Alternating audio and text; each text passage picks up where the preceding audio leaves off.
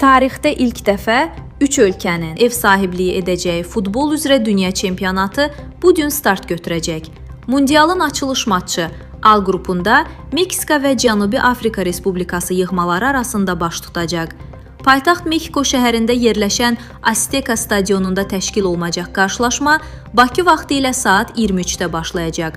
Görüşü Braziliyalı FIFA referisi Wilton Sampaio idarə edəcək.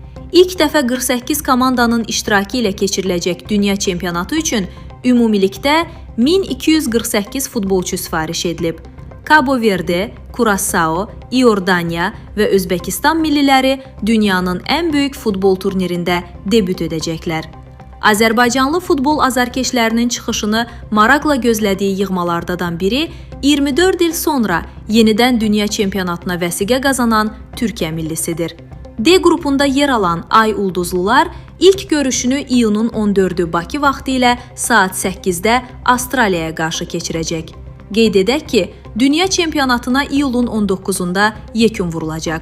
Mundialın son qalibi 2022-ci ildə Qətərdə keçirilən turnirdə kuboku başı üzərinə qaldıran Argentina millisidir.